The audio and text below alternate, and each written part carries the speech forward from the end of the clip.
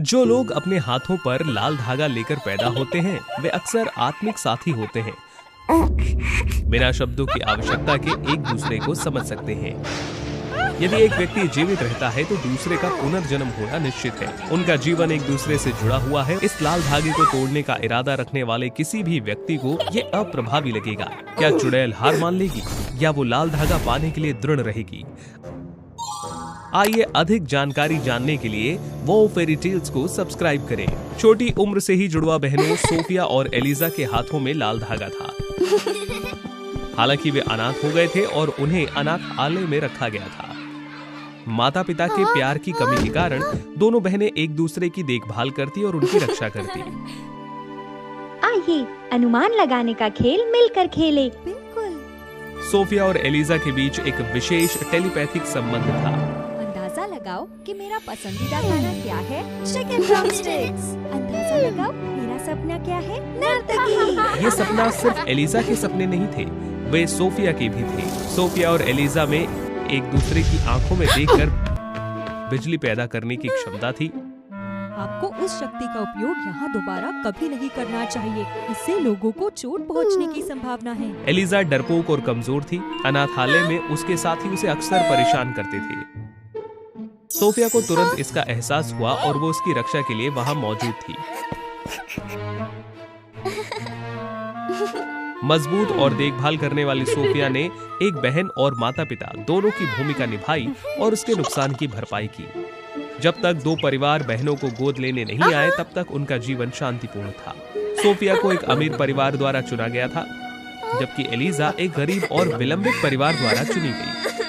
Elijah, अपना ख्याल रखना, मैं तुम्हें ढूंढ लूंगी। सीमित समय बचे होने पर बहनों ने एक दूसरे को अश्रुपूर्ण विदाई दी। एक नया परिवार होने के बावजूद सोफिया अपनी बहन को खोजने के लिए दृढ़ रही। तुम अभी जवान हो, अंदर जाओ। मुझे एलिजा को ढूंढना है। दिन महीनों में बदल गए और सोफिया, जो अब बड़ी हो गई थी, अपनी बहन के साथ फिर से मिलने के लिए पहले से ज्यादा उत्सुक थी। सोफिया से अनभिज्ञ दुष्ट चुड़ैल हेजल को उनकी अद्वितीय क्षमता के बारे में लंबे समय से पता था और उसने गुप्त रूप से उनका लाल धागा चुराने का लक्ष्य रखा था।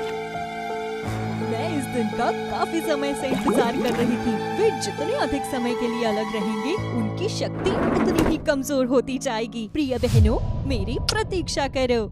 सबसे पहले हेजल एलिजा के घर गई क्योंकि वो कमजोर थी और उसे हराना आसान था। ये लाल धागा मेरा है।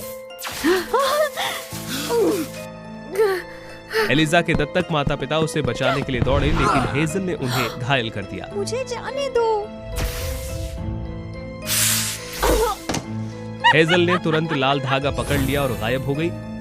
जब एलिजा जागी तो उसे एहसास हुआ कि उसके दत्तक माता पिता की मृत्यु हो गई है और वो एक बार फिर से अनाथ हो गई। माँ, पिताजी। अब मुझे केवल सोफिया का लाल धागा प्राप्त करना है और मैं अपनी जुड़वा बहन को पुनर्जीवित कर सकूंगी। चलो भी सोफिया, जल्दी करो। हेजल ने इंतजार किया और इंतजार किया, लेकिन सोफिया को नहीं देखा। वो अभी तक नहीं आई। कितना बेकार धागा है। सोफिया की ओर से अचानक उसका अपनी बहन से संबंध टूट गया। पहले वे एक दूसरे की उपस्थिति को आसानी से महसूस कर सकती थी। सोफिया ने अपनी बहन के बारे में जानकारी जुटाने की कोशिश करते हुए अपना काम जारी रखा। सोफिया को नृत्य का शौक था और वो अक्सर महल में कलात्मक कार्यक्रमों में भाग लेने के लिए घर छोड़ देती थी। उसके माता पिता इसे लेकर बेहद चिंतित थे। दूसरी ओर एलिजा लाल धागा खोने के बाद अधिक अंतर्मुखी और आत्म जागरूक हो गई। मैं सोफिया को कैसे बता सकती हूँ कि मैं कहाँ रहती हूँ? कोई अन्य विकल्प ना होने पर एलिजा अपनी बहन से मिलने की आशा में अनाथालय लौट आई। सोफिया चिंतित थी क्योंकि उसने एलिजा से कुछ नहीं सुना था। उसने उसे खोजने का फैसला किया। सोफिया अपनी मंजिल ना जानते हुए भटकती रही।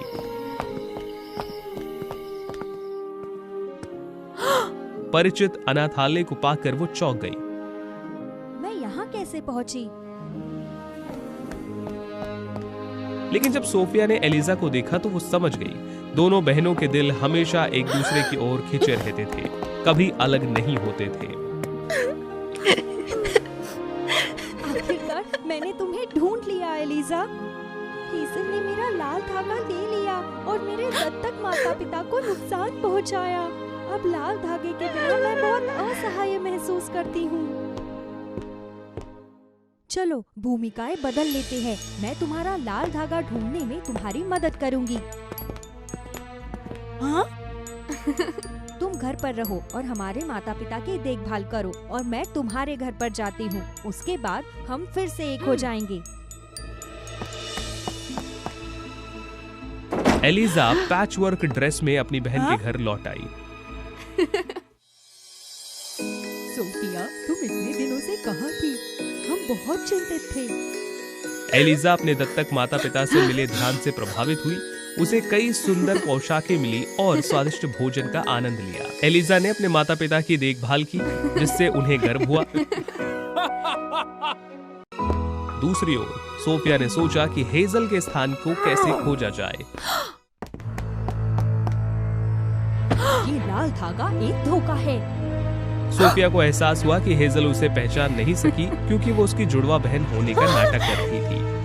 कृपया मुझे छोड़ दो और यदि आप इसे मुझे वापस करने के लिए सहमत है तो मैं अपनी बहन को यहाँ फुसलाकर लाल धागा आपको सौंप दूंगी। मैं तुम्हारी बातों पर इतनी आसानी से भरोसा नहीं कर सकती। आपको ये मुझे साबित करना होगा। मैं इसे कैसे साबित कर सकती हूँ? यहाँ मेरी जुड़वा बहन का अच्छे से ख्याल रखना। सोफिया तब हैरान रह गई जब उसे एहसास हुआ कि हेजल की जुड़वा बहन सिर्फ एक बेजान शरीर थी। यदि एलिजा होती तो वो डर जाती और भाग जाती। दूसरी ओर सोफिया लाश के साथ खेलती रही, जिससे हेजल को बहुत आश्चर्य हुआ। जैसे ही सोफिया ने बेजान शरीर की देखभाल करने का नाटक किया, उसने सावधानी से लाल धागे के स्थान की खोज की।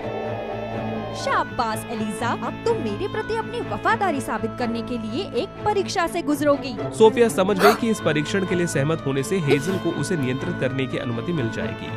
मुझे आपका नौकर बनने से पहले एक दिन की छुट्टी चाहिए। बहुत अच्छे, कल मिलते हैं। सोफिया ने जितनी जल्दी हो सके लाल धागे को ढूंढने के लिए तुरंत हर कोने की जांच की।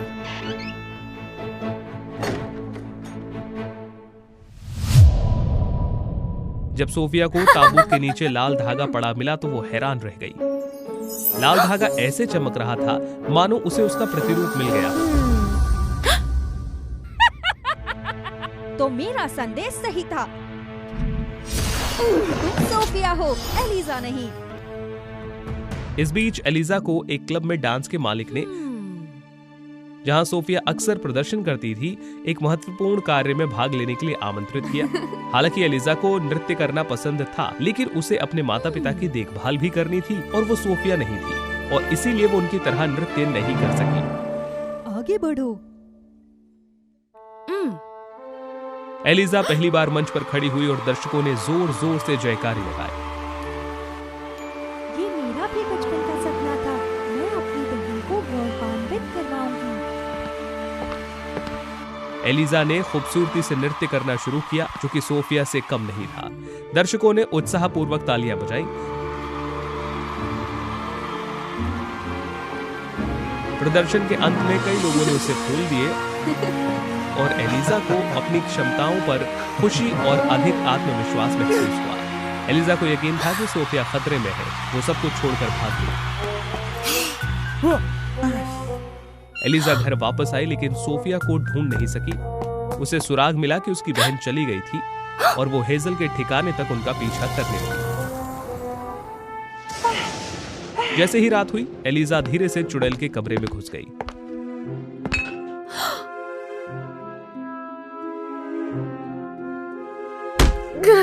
हेजल बहुत खुश थी क्योंकि उसने आखिरकार दोनों बहनों को पकड़ लिया था। हेजल ने दोनों बहनों को वापस उनके असली रूप में बदल दिया। क्या तुमने सोचा था कि तुम सिर्फ एक हेयर स्टाइल से मुझे धोखा दे सकती हो? कितनी गधी हो तुम। अब दोनों लाल धागों के साथ मेरी जुड़वा बहन जल्दी से पुनर्जीवित हो जाएगी।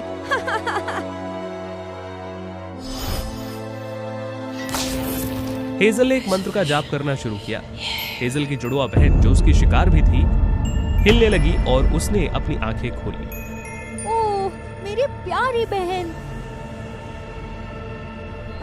अचानक बेजान शरीर एक ज़ॉम्बी में बदल गया। लाल धागे में केवल अपने मालिक को पुनर्जीवित करने की शक्ति थी। नहीं।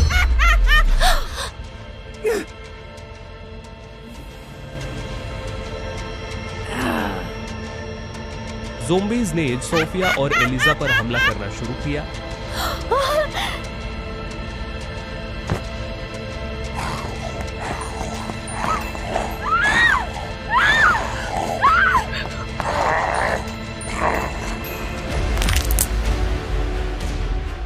वे गतिरोध पर पहुंच गए, लेकिन बहनों ने एक दूसरे को समझदारी से अपनी टेलीपैथिक क्षमता का उपयोग करके उन्होंने आसानी से ज़ॉम्बीज़ को हरा दिया। हमेशा मेरे लिए त्याग करने और मुझे आत्मविश्वास हासिल करने में मेरी मदद करने के लिए धन्यवाद। उपस्थिति में हमारे माता पिता का ख्याल रखने के लिए धन्यवाद। अब चलो घर चलते हैं। सोफिया ने एलिजा को अपने माता पिता से मिलवाया और वे एक सच्चे परिवार की तरह खुशी खुशी साथ में रहने लगे। क्या आप अभिभावक दूतों में विश्वास करते हैं? वे वही हैं जो जीवन भर आपके साथ रहेंगे, आपकी देखभाल करेंगे और आपकी रक्षा करेंगे। कहानी को जानने के लिए कृपया वो फेरी टेल्स को सब्सक्राइब करें। आज रिले, नोरा और ब्रुकलिन नाम के 3 प्रशिक्षु स्वर्गदूतों के लिए एक महत्वपूर्ण दिन है। इससे पहले कि आप आधिकारिक तौर पर अभिभावक देवदूत बने, आपको हाल ही में दिवंगत आत्मा साशा की देखभाल करनी चाहिए। ये एक बहुत ही खास आत्मा है और उसकी पुनर्जन्म की प्रक्रिया सुचारू रूप से चलनी चाहिए। तीनों देवदूत समझ नहीं पा रहे थे कि इतनी छोटी सी जान की देखभाल के लिए उन तीनों की जरूरत क्यों पड़ी। हालांकि वे निश्चित थे कि महादूत के पास इसके लिए एक योग्य कारण होगा। हाँ? क्या हुआ? मैं कहाँ हूँ? हाँ? शांत रहो, आप स्वर्ग में हो और हम पुनर्जन्म प्रक्रिया में आपकी सहायता करेंगे। पुनर्जन्म? लेकिन पहली शाम को साशा टहल रही थी जब वे भयानक गति से दौड़ती हुई घोड़ा गाड़ी से टकरा गई। जब उसने अपनी आंखें खोली तो उसने खुद को स्वर्ग में पाया। वो इस बात को स्वीकार नहीं कर पा रही थी कि उसकी जिंदगी इतनी अचानक कैसे खत्म हो गई। उसके चेहरे पर चोट का निशान वो उस घटना का होना चाहिए। वे तीनों साशा को पदनाम के महल तक ले गए। ये आपका संगीत बक्सा है। हाँ? प्रत्येक आत्मा को अपने भाग्य और पृथ्वी पर उनके पास मौजूद सीमित समय को अपनाने की जरूरत है। हाँ? निधन के बाद प्रत्येक आत्मा को उनके जीवन को प्रतिबिंबित करने के लिए एक संगीत बक्सा दिया जाता है। 7 दिनों के भीतर हमारी जिम्मेदारी है कि आप जो कहानी सुनाते हैं उसे उजागर करके संगीत तैयार करने में आपकी मदद करें। यदि आपका संगीत सुंदर है तो आप विषाधिकार प्राप्त जीवन में पुनर्जन्म लेंगे। यदि ये सामान्य है तो आप एक सामान्य नागरिक होंगे, लेकिन अगर संगीत बेसुरा है तो आप निम्नलोक के प्राणी बन सकते हैं।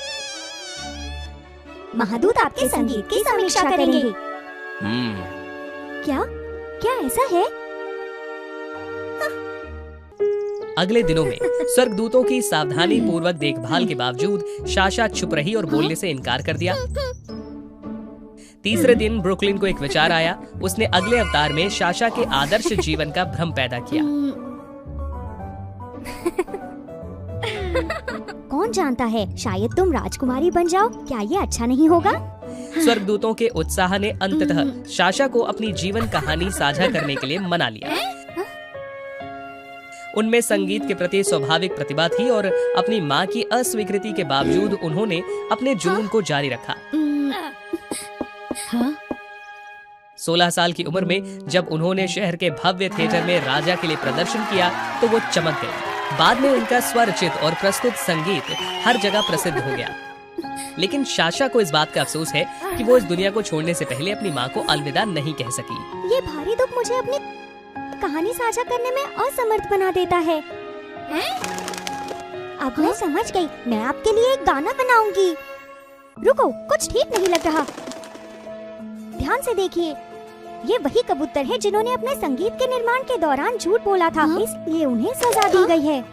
यदि आप झूठ बोलते हैं तो आप इन कबूतरों में से एक बन सकते हैं। उससे सच्चाई बयां की जा रही है। उसके शब्दों को सत्यापित करने के लिए तीनों स्वर्गदूतों ने साशा के जीवन के सबसे महत्वपूर्ण क्षण का भ्रम पैदा करने का निश्चय किया।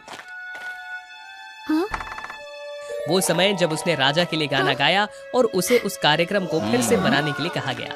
यहाँ बहुत भीड़ है। मंच के डर और भीड़ के डर पर काबू पाने के बाद वो गाने में अपनी आवाज उठाने की हिम्मत नहीं जुटा सकी।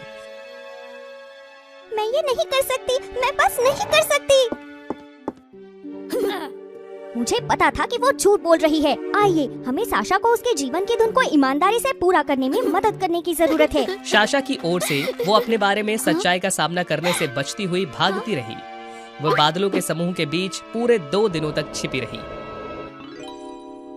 एक भागी हुई आत्मा की खबर महादूत के कान तक पहुंच गई। तुमने साशा को इस तरह से भागने क्यों दिया? महोदय, साशा ने झूठ कहा।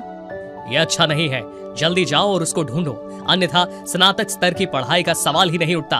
मिकी, एक कबरू जो कबूतर को चराता था, ने उसकी बातचीत सुन ली। ऐसा लगता है कि मुझे जल्द ही एक नया कबूतर मिलने वाला है। तुम जाओ साशा को ढूंढो। 7वें दिन तक कबूतरों के झुंड ने साशा के छिपने की जगह का पता लगा लिया। हाँ? आपने कब तक दौड़ने की योजना बनाई है? नहीं, दूर रहो। हाँ? अनजाने में उसकी नजर सच्चाई के दर्पण पर पड़ी, जिसने उसे अपनी सबसे भयानक यादों का सामना करने के लिए मजबूर किया। साशा का परिवार गरीब किसान था। उन्हें ऊंचे सपने देखने में हतोत्साहित किया गया और इसके बजाय उसे एक स्थिर नौकरी खोजने का आग्रह किया गया। इस प्रकार उन्होंने उसे गाने से मना कर दिया। फिर भी साशा ने अपनी मां की इच्छा का विरोध किया और एक संगीत प्रतियोगिता में भाग लिया। वहां वो दर्शकों और सख्त जजों से डर गई। गाने में असमर्थ होने के कारण उसे पता चला कि वो मंच के डर से पीड़ित है। हड़बड़ी में साशा ने भागने की कोशिश की, लेकिन फिसल गई और उसके चेहरे और चोट पर निशान आ गई। बाद में साशा का आत्मसम्मान गिर गया। वो एक साधारण जीवन जीने लगी और केवल करीबी परिवार की उपस्थिति में गाने का साहस कर पाती। जीवन भर उसकी धुन अधूरी रह गई।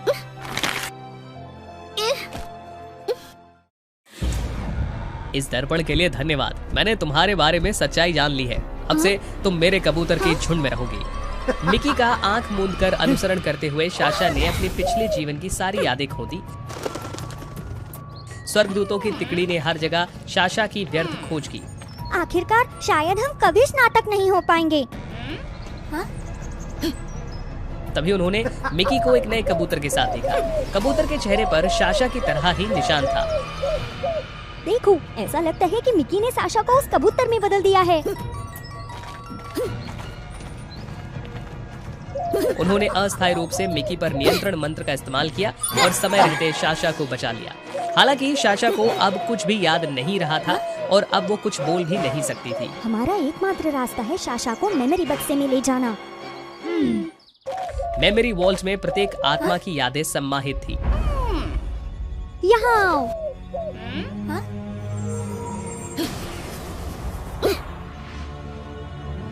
तीनों देवदूत एक अंतहीन शून्य में उड़ गए। उन्होंने बड़ी मेहनत से साशा की यादों के टूटे हुए टुकड़ों को इकट्ठा किया और उन्हें जोड़कर एक पूरी पेंटिंग बना दी। हालांकि 3 उज्जवल टुकड़े स्वचालित रूप से रिले, ब्रुकलिन और नोरा के हाथों में चले गए। ऐसा लगता था कि मानो ये यादें केवल उन्हीं के लिए थी और वे अतीत के भ्रम में डूब गए थे। एक क्षण में जब साशा को गायन प्रतियोगिता में अस्वीकार कर दिया गया तो वो एक पार्क में गई और अकेले गाना गाया। साशा को ये पता नहीं था कि उसकी सुखदायक धुन ने एक अपाहिज लड़की को उसके अंतिम दिन में सांत्वना दी थी। अपनी प्रतिभा की कमी को लेकर अपनी माँ से झगड़े के बाद साशा की नजर एक छोड़ी गई बिल्ली पर पड़ी और उसने उसे गोद में ले लिया। वो प्रतिदिन बिल्ली की देखभाल करती और उसके लिए गाती। बिल्ली बीमार पड़ गई और मर गई, जिससे साशा को बहुत दुख हुआ। साशा ने एक बार एक दुखी परिवार के परेशान बच्चे की मदद की। वो रोजाना बच्चे से मिलने जाती और खुशी देने के लिए गाना गाती थी, लेकिन बच्चा अप्रत्याशित रूप से गायब हो गया। तब से साशा दोस्त बनाने से कतराने लगी और आत्म संशय में रहने लगी। तो हम वही लोग हैं जिनकी साशा ने अतीत में मदद की थी। अपने पिछले जन्म में तीनों के निधन के बाद वे अपनी शुद्ध और पुण्य आत्माओं के कारण देवदूत बन गए। फिर भी वे साशा को भूल गए, जिसने उनके अंतिम क्षणों में अपने गायन से उन्हें सांत्वना दी थी। यही असली कारण था कि महादूत चाहते थे कि वे साशा की देखभाल करें। साशा ने अपनी यादें वापस पा ली और अपने पूर्ण स्वरूप में लौट आए। मैं सचमुच माफी चाहती हूँ सबसे। मैंने जो निरर्थक जीवन जिया है उस पर हमेशा मेरा बोझ रहा है, जिसने मुझे सच्चाई का सामना करने में असमर्थ बना दिया। हाँ, लेकिन आपकी आवाज ने हमें उन काले दिनों से बाहर निकाला है। ये आपका उपहार है, सिर्फ खुद पर विश्वास रखो। अंततः वे साशा के जीवन पर आधारित उत्तम धुन तैयार करने में सफल रहे।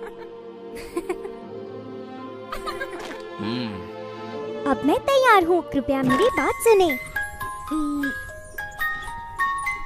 हालांकि बीच में ही संगीत अचानक बंद हो गया।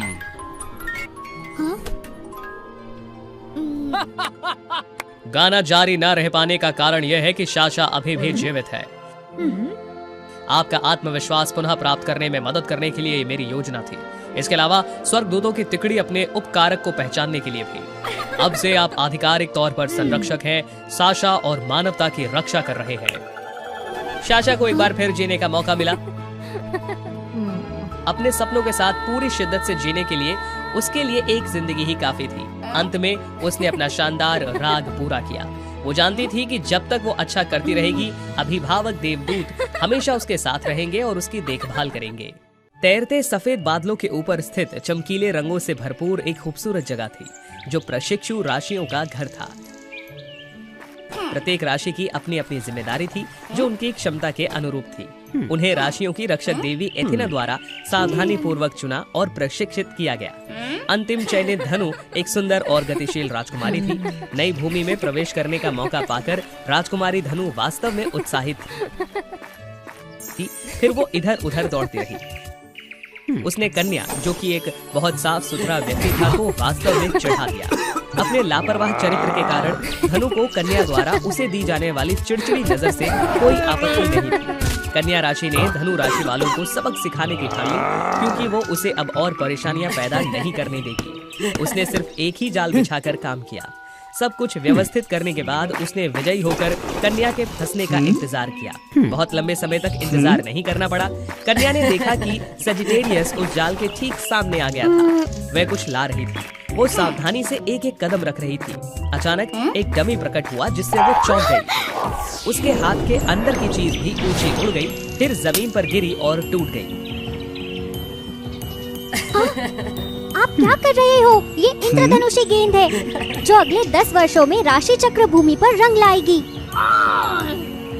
क्या आप गेंद क्यों ले सकते हैं?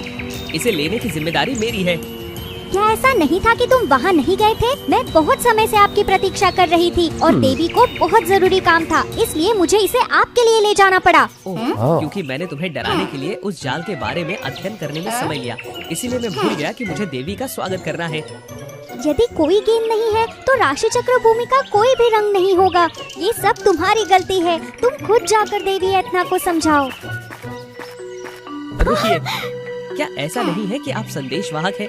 आपकी गति के कारण मुझे सूचित करने में थोड़ा समय लगा। आपने बिना अनुमति के दूसरे की जिम्मेदारी क्यों ली? ठीक है, क्योंकि मुझे वास्तव में इंद्रधनुषी गेंद में दिलचस्पी है, लेकिन मुझे इसके पास जाने का कोई अधिकार नहीं है, इसलिए मैंने इसे छूने का मौका लिया। मुझे उम्मीद नहीं थी। तो इसमें आपकी भी गलती है। अब हमें क्या करना है? समारोह में बस कुछ ही घंटे बचे हैं। यदि हमारे पास नई गेंद नहीं है तो राशि चक्र की भूमि अपना सारा रंग खो देगी। बिना किसी ऊर्जा के सब कुछ उबाऊ होगा। मैं इसके साथ नहीं रह सकती। शायद हमें देवी एथना को ढूंढना होगा और माफी मांगनी होगी, फिर उनसे मदद मांगनी होगी। लेकिन पुरानी इंद्रधनुषी गेंद की ऊर्जा खत्म होने में कुछ ही घंटे बचे हैं। अगर हम एथना देवी के रिपोर्ट आने का इंतजार करेंगे तो बहुत देर हो जाएगी। तो क्या आपके पास कोई बेहतर विचार है? या हम इंद्रधनुष भूमि पर जाकर इंद्रधनुषी देवी से एक और गेंद मांगेंगे। वो दयालु और सौम्य है, वो निश्चित रूप से इसे स्वीकार करेंगी। कोई अन्य विकल्प न होने पर कन्या को धनु राशि का मार्ग अपनाना पड़ा।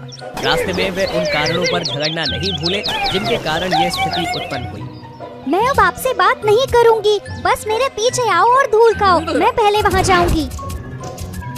फिर धनु की गति तेज हो गई। थोड़ी देर बाद चट्टान ठीक सामने आ गई, जिससे धनु रुकने में असमर्थ हो गया। सौभाग्य से वो बेल में लटक सकती थी और ऊपर चढ़ सकती थी। तब कन्या राशि धनु की मदद करने के लिए समय पर प्रकट हुई। क्या आप ठीक है? आपका हाथ घायल हो गया है। आप सावधान क्यों नहीं रहते? मुझे आपकी मदद करने दीजिए। कन्या ने धनु को उसके घाव को संभालने में मदद की। कन्या की सौम्यता और दयालुता ने धनु को उसे अलग नजरिए से देखने पर मजबूर किया। जब सब कुछ हो गया तो उन्हें एहसास हुआ कि उनके सामने की भूमि वो है जहाँ वे जाना चाहते हैं, इंद्रधनुषीय भूमि। हम वहाँ कैसे पहुँच सकते हैं? या मुझे गति पकड़ने दो और फिर वहाँ कूद जाओ। क्या तुम पागल हो? अपनी काबिलियत से आप शायद आधे रास्ते तक पहुंचकर गिर जाएंगे। उसी समय कन्या ने देखा कि इंद्रधनुषीय भूमि के पार एक झरना है जो लगातार नीचे की ओर बह रहा है। मेरे पास एक रास्ता है। कुछ समय तक काम करने के बाद कन्या ने ओनेगर का एक सरल रूप बनाया। ठीक है, इसे यहीं पकड़ो और फिर इसे जोर से खींचना। धनु की शक्ति के साथ ही एक बड़ी चट्टान सीधे झरने में जा गिरी। पानी उछला और सूर्य की रोशनी के साथ उसने तुरंत चट्टान को पार करते हुए इंद्रधनुष बनाया। अब दोनों अंततः सुरक्षित रूप से इंद्रधनुष भूमि तक पहुंच सके। ये सोचकर कि सब कुछ ठीक है, लेकिन जब वे इंद्रधनुष देवी को खोजने गए तो उन्हें बताया गया कि वो चली गई हैं और अगली सुबह वापस आएंगी। शायद हमें वापस आकर देवी एथेना से माफी मांगनी चाहिए। हमें वहाँ पहुँचने के लिए कई प्रयास करने पड़े। हम बिना कुछ लिए वापस नहीं आएंगे। क्या आपको यकीन है? मुझे यकीन है। बाद में मैंने अपनी आंखों से देखा, एक गेंद यहाँ लाई गई थी। मेरा मतलब है, क्या ये ठीक है जब हम वो गेंद चुराते हैं? क्या आप सचमुच राशि चक्र भूमि को बचाना चाहते हैं? सब कुछ हो जाने के बाद हम यहाँ वापस आएंगे और माफी मांगेंगे। हमारा समय बर्बाद मत करो और जल्दी से इसे ले लो। मैं नजर रखूंगी और उनका ध्यान भटकाऊंगी। हालांकि ये जानते हुए भी कि ये सही नहीं है, कन्या राशि को राशि चक्र की भूमि को बचाने के लिए धनु की बात सुननी पड़ी। गेंद को अपने सामने देखकर कन्या ने उसे गिराने के लिए अपना पूरा साहस जुटाया। हालांकि जैसे ही उसने इसे नीचे उतारा, पूरा महल अचानक हिल गया। ये समझकर कि कोई है जिसने इंद्रधनुषीय गेंद चुरा ली है, सभी लोग तुरंत चोर को पकड़ने के लिए वहाँ आ गए। कन्या, जल्दी से मेरी पीठ पर चढ़ जाओ। धनु ने शीघ्र ही कन्या राशि को अपने साथ ले लिया और भाग गया। जब वे पकड़ने ही वाले थे तो एक डमी सामने आई और उसने पहरेदारों को डरा दिया, जिससे वे चौंक गए और नीचे गिर गए। सचमुच ये काम करता है। प्रतीक्षा करते समय पता चला कि धनु ने पकड़े जाने की स्थिति में कन्या की शरारत का अनुकरण किया। अविश्वसनीय। इस बीच उस डमी को बनाने में मुझे लगभग 1 दिन लग गया। आपको बस कुछ मिनट चाहिए। तुम शरारतों में माहिर हो धनु। आप मुझे बहुत अधिक श्रेय देते हैं। अरे नहीं, हमें जल्दी करनी होगी। सूर्यास्त हो रहा है। सूर्य के प्रकाश के बिना इंद्रधनुष गायब हो जाएगा। मुझ पर विश्वास करो। धनु ने भागने के लिए अपनी सारी शक्ति का प्रयोग किया। इंद्रधनुष के करीब आकर धनु न केवल रुका बल्कि तेजी से आगे बढ़ा। नहीं नहीं नहीं, आप क्या करना चाहती हैं? धनु ने लुप्त होते जा रहे इंद्रधनुष के पार दौड़ने के लिए अपनी सारी शक्ति लगा दी। आखिरी धूप भी गायब हो गई और इंद्रधनुष भी उसी हिसाब से गायब हो गया। धनु राशि वाले किनारे से आगे की ओर लक्ष्य करते हुए ऊपर की ओर दौड़े। हालांकि जैसे ही वो चट्टान तक पहुंची, वो फिसल गई, जिससे दोनों चट्टानों से बाहर गिर गए। उनका अंत ऐसा ही होना था, लेकिन अचानक एक सफेद बादल धीरे से उनकी ओर आया। वो इंद्रधनुषीय देवी थी। वो उन दोनों को बचाने के लिए सही समय पर वापस आ सकती थी। बचने का कोई और रास्ता न होने पर दोनों को माफी मांगनी पड़ी। क्या आप जानते हैं कि आप सभी गलत थे? मिशन को भूलने और सभी परेशानियों का कारण बनने में सारी गलती मेरी है। कृपया धनु को दोष ना दे। दूसरों का मिशन लेना और कन्या को गलत काम करने के लिए उकसाना मेरी गलती है, लेकिन अब ये महत्वपूर्ण नहीं है। मेरी देवी, कृपया राशि चक्र का रंग न खोने में मदद करे, तब मैं सारी जिम्मेदारियाँ और सजा उठाऊंगी। अचानक देवी जोर से हंसी, जिससे वो अस्पष्ट हो गए। दरअसल मैं कठोर होने में अच्छी नहीं हूँ। आप सभी की अपनी अपनी गलतियाँ हैं, है ना? एथना उन सभी चीजों को जानती थी जो आपने किया था, लेकिन वो आप सभी को सबक सिखाना चाहती थी, इसलिए मैंने आपके लिए इसे और अधिक कठिन बना दिया। ठीक है, अब मेरे पीछे आओ। इंद्रधनुषीय देवी धनु और कन्या को एक छोटे से कमरे में ले गई। अंदर इंद्रधनुषीय गेंदों के ढेर देखकर वे सचमुच आश्चर्यचकित रह गए। हमारे पास इस तरह की बहुत सारी गेंदें हैं, इसलिए जब उनमें से कुछ टूट जाएंगी तो कोई फर्क नहीं पड़ेगा। हालांकि हो सकता है कि वे एक जैसे दिखते हो, लेकिन हर एक का उपयोग अलग अलग होता है। मैं ही एकमात्र व्यक्ति हूँ जो उन्हें अलग कर सकती हूँ। ये रहा रंग बनाने वाली गेंद। इसे जल्दी से समारोह के समय पर वापस लाएंगे। गेंद वापस प्राप्त करते हुए दोनों ने खुशी से इंद्रधनुष देवी को धन्यवाद किया। फिर जल्दी से राशि चक्र भूमि पर वापस चले आए। समारोह शुरू होने के ठीक समय पर दोनों वापस इसे ले आए। हर कोई बहुत लंबे समय से इनका इंतजार कर रहा था। एथेना की अनुमति के तहत धनु और कन्या को सम्मान पूर्वक नए रंग की गेंद से उनके स्थान पर प्रतिस्थापित किया गया, लेकिन उन्हें उचित सजा भी भुगतनी पड़ी। एक छोटी सी यात्रा के बाद उन दोनों को एक दूसरे के बारे में और अधिक समझ समझने का मौका मिल गया और वे अधिक मुझे मित्रवत लगता हो है गए। कि मेरे लिए ज्यादा सजा है, क्योंकि तुम्हें भी रोज रोज सफाई का काम पसंद है। बस थोड़ा और काम करो, बस वापस आओ और थोड़ा आराम करो। मैं तुम्हारे लिए ये कर सकता हूँ। नहीं, इसे खत्म करने के लिए मैं आपके साथ करूंगी। मैं दोस्तों को कभी नहीं छोड़ूंगी। हाँ? बस मेरी बात सुनो। इसी बीच उन्होंने वो काम लेने की कोशिश की तो गलती से वे इंद्रधनुष्य गेंद से टकरा गए। गेंद धीरे धीरे उनकी आंखों के सामने जमीन में गिरी, फिर टुकड़े टुकड़े। आसपास की जगह ने तुरंत अपना सारा रंग। अरे नहीं, फिर से।